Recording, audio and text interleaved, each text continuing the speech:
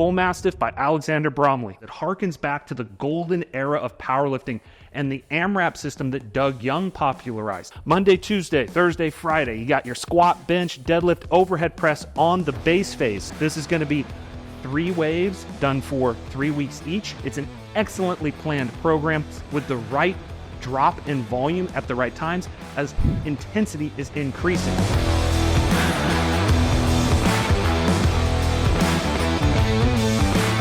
What's going on, guys? Gareth Blevins here again today in the gym at Point Loma Nazarene University. Thanks again for letting us use the space. Point Loma, really cool spot, obviously.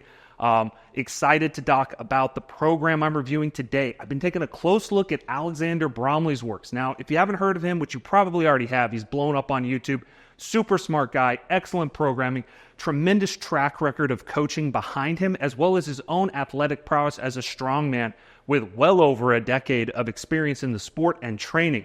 What makes Alexander Bromley intelligent and experienced and very interesting is that a lot of his career, he had some stagnation. He was dealing with issues very early on, but for extended periods, and he really started honing in and working on the craft of strength coaching, and he was able to break through plateaus even as a very experienced athlete. So, very smart guy. If you don't follow him on YouTube, definitely do.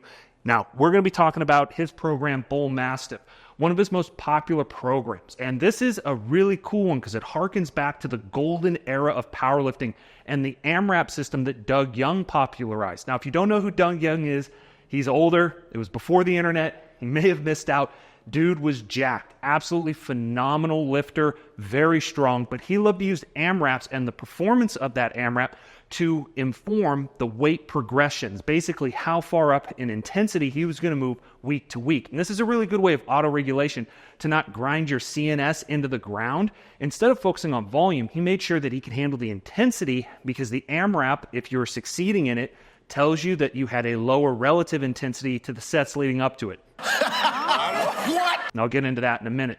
Before I go full into the video, I want to thank Evolve AI for sponsoring this. As a team, we decided more people need to know about good training principles and programs.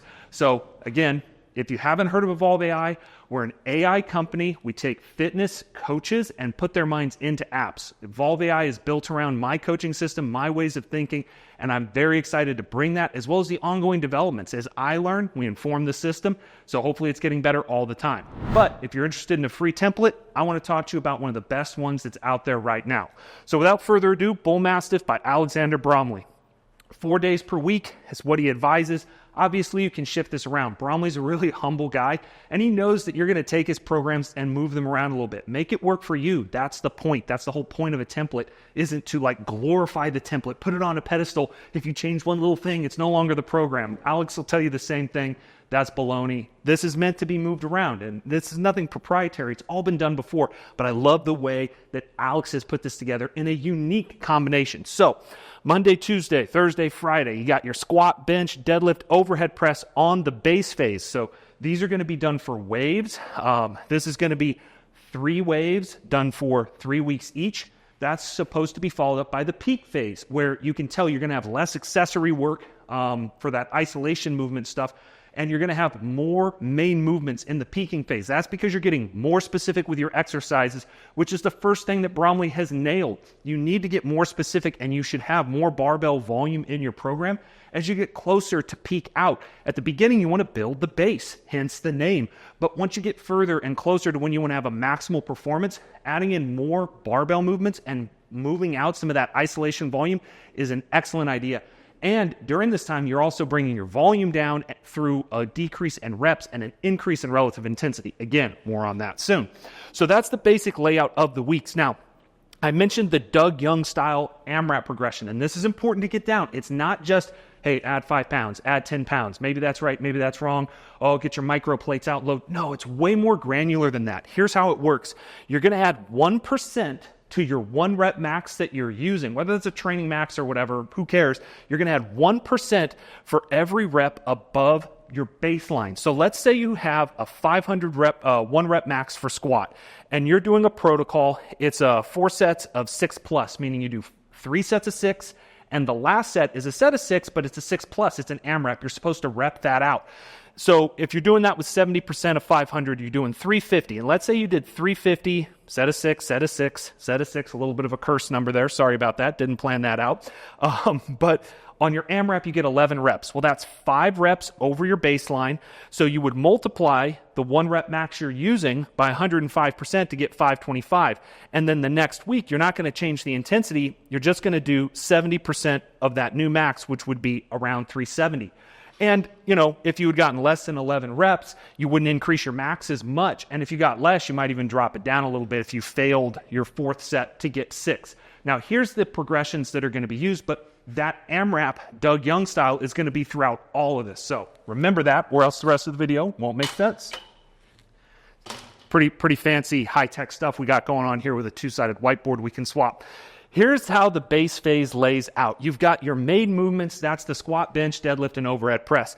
And then you've got a variation, which is going to be something close to that, and then that accessory isolation movement. Sometimes people will call these variations accessory lifts. When I say accessory, what I'm talking about is the single joint movements, the hamstring curls, the hammer curls, the curl we really like to do with our arms, how we are. And you should notice as well, on that other side, there are A and B accessory work, so you will do higher reps with the B accessory exercises than the A. But basically, you've got a fairly standard accessory volume protocol as you go through the weeks. So this is important. Wave 1 is 3 weeks long, so you got to kind of use your brains here, folks. Week 1, you're doing 4x6 at 70% of whatever your training max is. You're also, for the variation, you're doing 3x12 at 60% of the variation 1 rep max.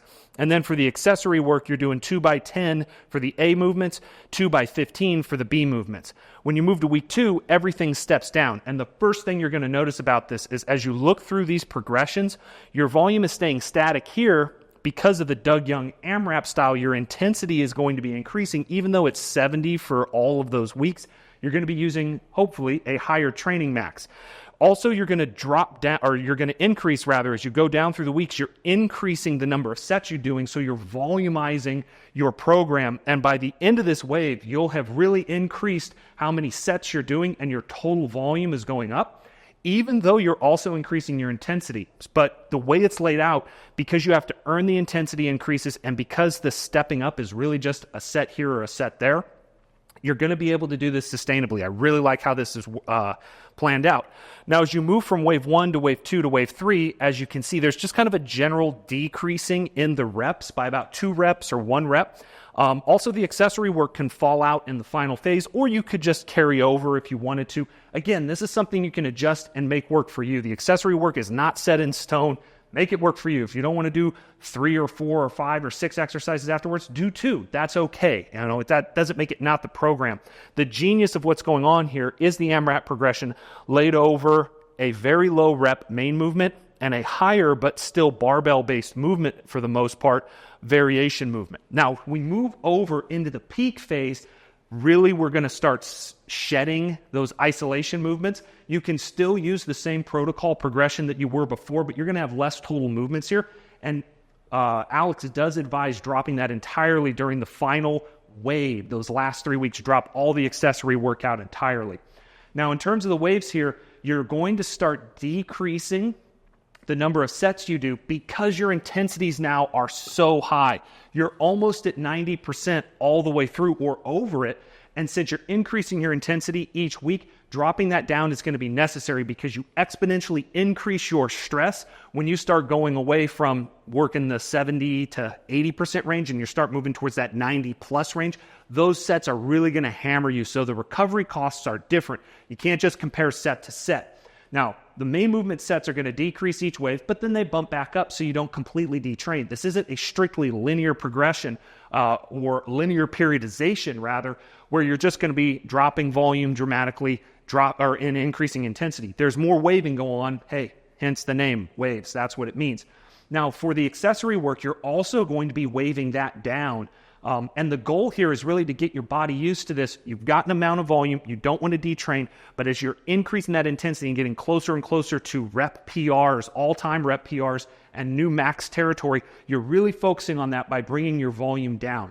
I'm going to put up a chart with my editor's help, of course, so you can see exactly how this works out when you apply the stress index to this program. Now, if you're not familiar with the stress index, I've got another video on that. Check that out. But as you look at this graph, you can see that Bromley, even though there's so much movement of volume throughout this program, the volume, though it works in an organized manner, really changes a lot from the base phase to the peak phase, but he's kept the stress in a fairly tight range, especially as he moves into that peak, so that even though you're lowering the volumes, since it's such hard work, you're going to stay trained and really hit a peak like you should. It's an excellently planned program with the right drop in volume at the right times as intensity is increasing.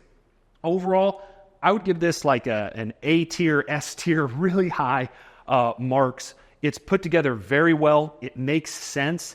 It's got the right amount of exercise specificity as you move through the program.